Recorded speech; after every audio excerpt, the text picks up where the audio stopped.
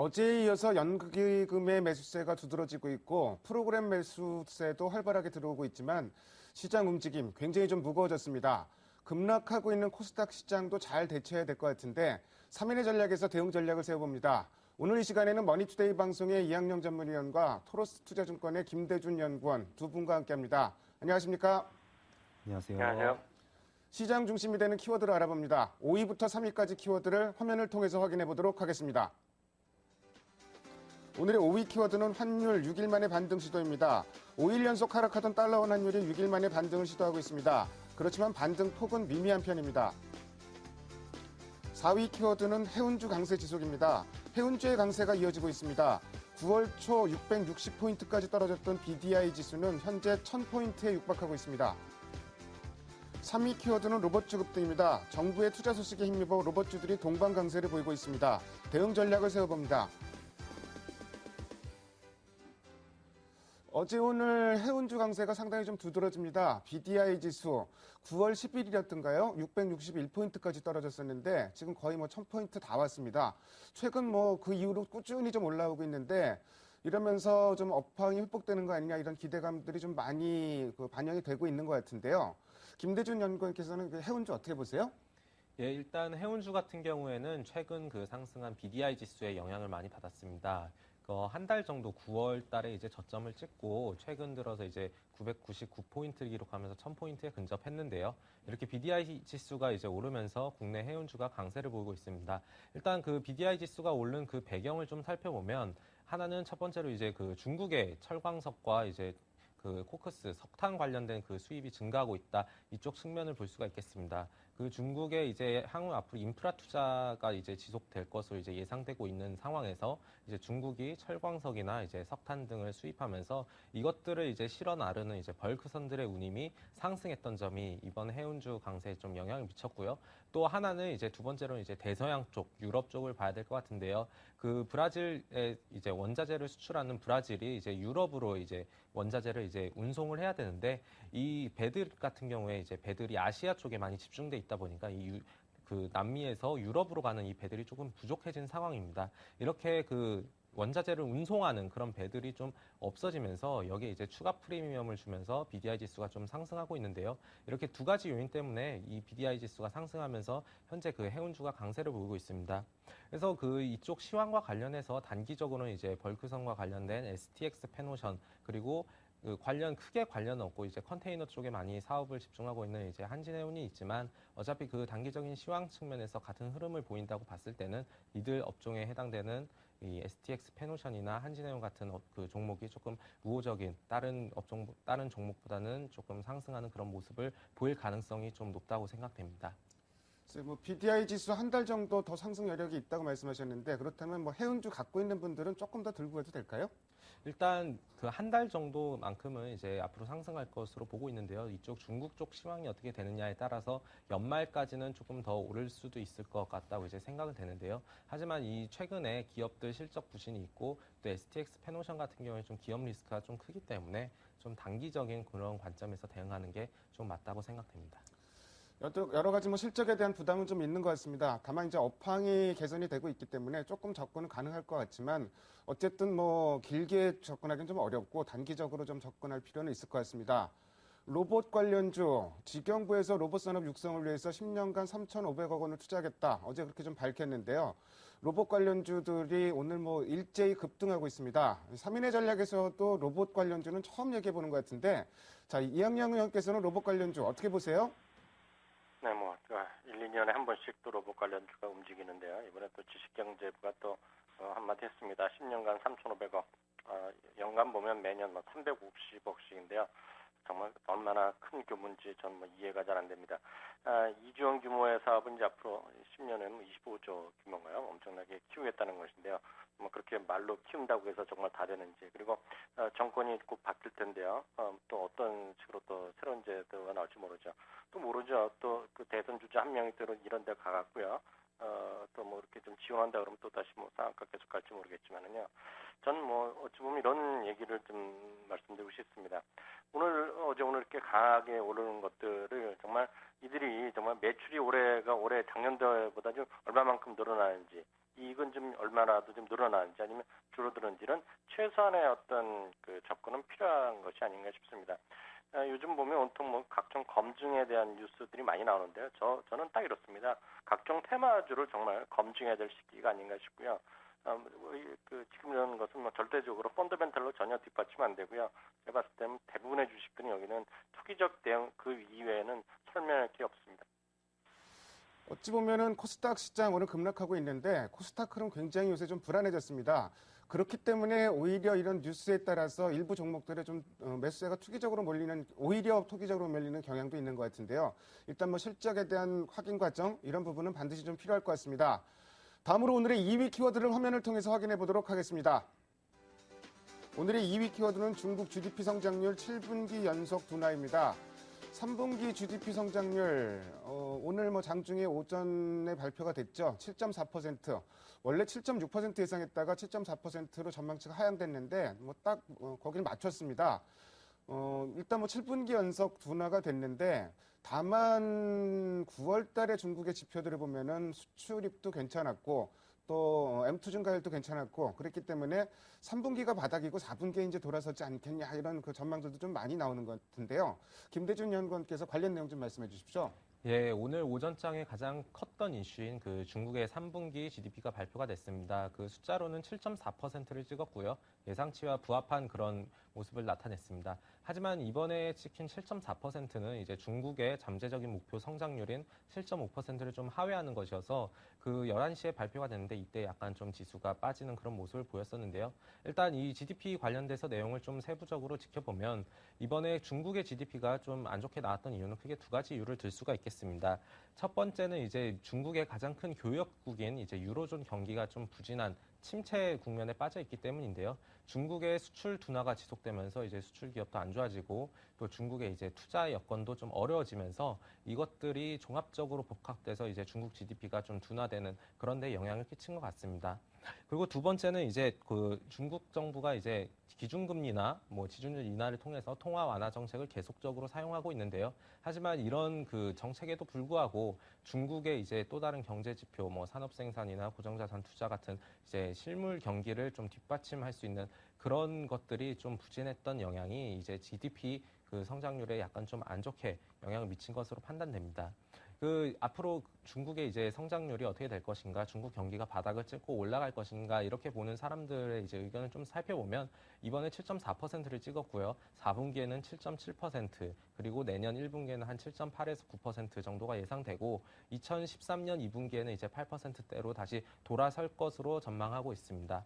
또 그 중국 같은 경우에 그 앞으로 이제 경제 성장이 약간 이제 저점을 통과해서 반등할 것으로 저도 생각을 하고 있는데요. 그 이유로는 이제 중국 정부가 오는 11월 8일 날 이제 5세대 지도부를 이제 교체가 됩니다. 하지만 이 지도부가 완전히 교체되고 내년 3월에 이제 양회가 열리는데요. 이때 시진핑 현 그 국가 부주석이 주석에 오를 때까지 중국 정부가 어떤 특별한 경기 부양책을 내기는 어렵습니다. 과거 흐름을 봤을 때는 그 당대회 이번에 11월 8일 날 열리는 공산당 당대회가 이제 지난 그 다음 해부터 이제 고정자산 투자 증가율이 크게 이제 상승하는 모습을 보이고 있기 때문인데요. 그 앞으로 중국의 투자 같은 경우에는 이제 3분기나 4분기에는 좀 어렵고 그 내년 2분기 정도에 다시 좀 증가할 수 있다 이렇게 보시면 될 것 같습니다. 어제도 말씀드렸지만 중국 같은 경우는 뭐 연초에 7.5% 성장이 목표다. 이러면은 실제로는 8% 이상이 좀 대개가 나오고 이랬었습니다. 근데 올해 같은 경우는 상황이 좀 틀린 게 7% 목표를 맞추는데 좀 급급할 것 같은데 어쨌든 3분기에 뭐 7분기 연속 7분기째 성장이 둔화됐긴 했지만 3분기가 정말 바닥 아니겠느냐, 4분기엔 좀 돌아서지 않겠느냐 이런 의견들이 좀 많이 공감대를 형성하고 있는 것도 사실인 것 같습니다. 미국의 주택 지표 굉장히 좋게 나오고 있습니다. NAHB 주택 지수도 뭐 그저께 발표됐었죠. 뭐 좋게 나왔었고 착공 건수 2008년 7월 이후 최대로 늘어났습니다. 더선행 지표는 허가 건수 같은 경우도 예상치를 크게 웃돌면서 주택 시장은 이제 정말로 돌아서는 게 아니냐, 뭐 공감대가 확실하게 좀 많이 쌓이는 것 같은데, 그래서 뭐 주택 경기 살아나면은 고용 시장도 좀 좋아질 것이고 은행주도 호재일 것 같은데. 주택 경기 진짜 살아난다고 봐야 될지 이학년 의원께서 좀 해설해 주십시오. 네, 그 작년 딱 이맘때쯤을 기억하는데요. 그 미국의 그 주택 경기 아주 극심하게 침체가 됐던 적에 오바마 대통령이 그 미국 그 50개 중에서도 가장 문제가 되는 곳에서도 가장 심각한 도시인 라스베가스를 직접 방문하면서 거기서 지금 현지에서 주택 시장에 대한 어떤 지원책을 발표한 적이 있는데요. 지나고 나니까 그때가 바닥이었다라는 시각이 많이들 나오는 것 같습니다. 그런 식으로 뉴스에서도 보도하는 걸 저도 봤는데요. 그 주택 시장의 회복이 왜 중요하냐면 주택 시장의 회복이 결국 은행들의 입장에서 보면은요. 그동안 이제 물려있던 주택을 좀 처분할 수 있는 기회가 생기는 것이고요. 그것은 바로 은행들의 수익성 회복으로 나타나고 은행들의 수익성 회복은 또다시 기업들의 대출을 할 수 있는 여유 이런 것들이 나오는 소위 선순환 구조가 나온다는 것이죠. 그렇기 때문에 지금 주택 시장은 계속해서 말씀드리지만 미국에서 그나마 지금 회복세를 보이는 것이 딱 두 가지에 있다고 많이들 얘기하는데요. 그 하나가 주택 시장이고 또 하나가 이제 자동차 판매 시장이라고 이해하시면 좋을 것 같습니다. 다만 이제 문제는 그렇게 돼서 이제 미국에서 관련 주식들은 계속 잘 올라간 것들이 많습니다. 토렌톨 브라더스 이런 것이 대표적인 얘기가 될 것 같고요. 오늘도 이제 관련 주식들이 꾸준히 올라갔는데 아마 그 당분간 그런 주택 관련 지표들 이런 것들은 긍정적으로 나올 가능성이 큽니다. 문제는 미국 항상 이제 우리나라랑 비교해서 보시는 분들은 쉽게 생각하시면 미국의 이제 건설업체 좋아지면 우리나라도 그런 관련주가 오르겠냐는 것 생각하실지 모르겠는데 절대로 아니라는 생각을 갖고 있습니다. 그것은 오해고요. 미국의 주택 시장은 우리나라도 훨씬 더 많이 미리 좀 문제가 됐었다가 회복하는 것이고 우리나라는 여전히 주택 시장의 가격이 올라가기 전에는 건설주가 뭐 본격적으로 되기에는 워낙 앞으로 갈 길이 멀다는 생각 전해드립니다. 사실 미국의 3차 양적 완화 발표 이후에 이른바 유동성 랠리가 전개됐던 건 아닌데 일단 뭐 최근에 미국 지표들 보면은 소비, 생산 관련 지표들도 일단 긍정적으로 좀 나오고 있고 특히 주택 지표가 확실하게 좋아진다 이런 공감대를 얻고 있는 부분은 어찌 보면은 시장의 든든한 버팀목이 될 것 같습니다. 다음으로 오늘의 1위 키워드를 화면을 통해서 확인해 보도록 하겠습니다. 오늘의 1위 키워드는 코스닥 급락입니다. 코스닥 뭐 여전히 급락을 하고 있는 상황이고요. 일단 뭐 수급상으로 보면 오늘 프로그램도 프로그램인데 어제 시장을 끌어올린 힘이 연기금이 상당 부분 역할을 했습니다. 오늘도 연기금 매수세가 좀 두드러지고 있는데 자, 이 연기금에 의한 장세 상승이 가능할지 전반적인 수급 상황, 대응 전략까지 이학영 의원께서 좀 말씀해 주십시오. 네, 특히 이제 연기금과 관련해서는요, 가장 중요한 것이 역시 정책 변수가 되겠습니다. 2,000포인트 내외에서 한번 지지받는 역할을 하다가요. 그 다음에 오히려 밀릴 때는 쭉 큰 매매가 없었습니다. 그렇지만 어저께부터 해서 조금씩 분위기를 늘리고 있고요. 오늘도 지금 이치가 현재 벌써 800억이니까요. 오늘 잘하면 1,000억 이상 순매수가 가능할 텐데요. 일단은 기대해 보는 것은 분명히 좋습니다. 특히 이제 정책적인 그리고 이슈가 하나 있는데요. 참고적으로 말씀드리면 한 두 달 전에 한번 시장이 어려울 때 이런 거 얘기가 나왔었던 것이 두 가지가 있습니다. 연기금과 관련돼서 이슈가 있는 거죠. 첫 번째가 이제 6개월 이내에 단기 매매 차익에 대해서 이제 쉽게 얘기해서 매매 차익이 나오면 그것을 다시 회사에 돌려주는 그런 제도가 있었는데요. 그것이 3대 연기금이라죠. 국민연금 그리고 군인공제, 사학연기금의 경우에서는 빠르면 다음 주부터 바로 그것을 이제 손해를 이익을 차익을 돌려주는 것을 면제시켜주는 그런 제도가 생깁니다. 쉽게 얘기해서 매매 차익 반환 의무를 이제 면제시켜주는 것인데요. 이런 것들이 어떤 의미가 있냐 그러면 단기적으로 좀 매매 단기적인 수익을 내기에는 상당히 어렵기 때문에 이들은 역설적으로 보면 너무 초대형 대형주 안정적인 위주로만 했죠. 그리고 어찌 보면 중소형주 같은 경우 탄력적인 매매를 하고 싶더라도 6개월 안에 팔면 다시 주가가 떨어질 수가 있기 때문에 그런 것들이 조금 늘어날 개연성 분명히 있어 보이고요. 전체적으로 매매할 때 좀 활성화될 가능성 분명히 있습니다. 다만 오늘 좀 아쉬운 것은요. 이번에 또 하나 그 당시 한 두 달 전에 얘기 나왔을 때 나왔던 것이 10% 룰이죠. 10% 이상의 주식을 한 주만 매매를 하더라도 바로 이제 공시 의무가 있었는데 이것을 면제해달라는 얘기가 많이 있었는데요. 그것도 하기로 했었는데요. 지금 국회가 뭐 제대로 일을 안 하는지요. 국회에서 통과가 안 됐습니다. 그래서 이번에 뭐 연말까지 정기국회에서 통과될 가능성은 거의 없다고 얘기하는데요. 이런 것이 되면 정말 연기금이 정말 더 활성화될 텐데요. 지금 아직까지 그런 것은 좀 아쉬움이 남는 부분이다라고 일단 말씀드리고 싶습니다. 다만 이제 투신 같은 경우에 돈이 어제 좀 사는데요. 돈이 1950 이상에서는 돈이 또 안 들어왔던 기억이 있지 않습니까? 그렇기 때문에 어떤 투신의 어떤 매매를 크게 기대하기는 여전히 쉽지 않다 보고 있고요. 시장이 어떤 지수가 2,000포인트 그냥 계속 올라가기 위해서는요. 역시 외국인의 매매가 좀 매수로 전환되고요. 적극적인 매매가 좀 있어야 되겠다라는 생각 갖고 있습니다. 그리고 코스닥은 잠시만 한 말씀드리면 계속해서 말씀드리지만 코스닥은 실적 시즌 어저께도 말씀드린 기억이 있는데요. 실적 시즌 되면 좀 꼬리를 내릴 수밖에 없습니다. 그동안 그 성장성과 스토리를 갖고 올라갔던 수많은 주식들이 실적 시즌만 되면 사실 할 말이 없습니다. 뭐 꼬리 내릴 수밖에 없다는 거죠. 꼭 하고 싶으시면 그 중에서도 탑 1등 주식을 하셔야죠. 그냥 덩달아 올라갔던 주식은 제가 봤을 때는 앞으로도 주가 조정폭이 더 클 가능성이 있습니다. 사실 국내 주식형 펀드로 3일 연속 자금이 들어오곤 있는데 계속 들어오기 올 것이다 이렇게 확신하기는 좀 어려운 상황이고 연기금이 좀 역할을 해줘야 될 것 같은데 어제 오늘 좀 들어오고 있는 점은 일단 뭐 긍정적으로 볼 수 있습니다. 물론 뭐 수급상의 키팩터는 여전히 뭐 외국인인 건 뭐 틀림없는 것 같고요. 자, 시장은 이제 좀 갇혀 있는 느낌인데 이전 흐름 같으면은 시장이 이제 박스권 안에 갇혔을 경우에는 중소형주라든지 또 뭐 코스닥, 대한투자 뭐 이런 얘기들을 좀 많이 했었는데 이런 큰 흐름 자체가 좀 많이 변한 것 같습니다. 시장 뭐 코스피는 갇혀 있는데 코스닥 지수는 좀 급락하고 있고 참 이렇다 보니 어떻게 대처해야 될지 좀 방안을 강구해야 될 것 같은데 김대중 연구원께서 좀 대응 전략 좀 말씀해 주세요. 예, 현재 그 코스피 지수나 이제 코스닥 지수 같은 경우도 횡보세를 보이고 있고요. 특히 코스닥 지수 같은 경우에는 3년 동안 지속됐던 그 450포인트에서 550포인트 이 박스권에서 고점을 맞고 지금 하락하면서 최근에 그 투매 현상까지 발생하고 있습니다. 앞으로도 이런 현상이 좀 지속될 것으로 보고 있는데요. 현재 그 연준의 QE3 이후에 유동성 장세가 이제 시작될 것이라는 그런 기대감이 컸습니다. 하지만 달러화가 실제로 해외로 이제 이전이 되느냐 이렇다고 볼 수가 없는데요. 왜냐하면은 그 달러화 미국 은행들에서 이제 이 받은 달러화를 이제 해외로 대출을 해주기 위해서는 유로존이나 중국의 경기 전망 자체가 좋아야 되는데 현재 이 상황 자체가 나쁘기 때문에 이제 유동성이 좀 해외 쪽으로 확산될 수 있는 그런 상황이 지금 재현되고 있지 않습니다.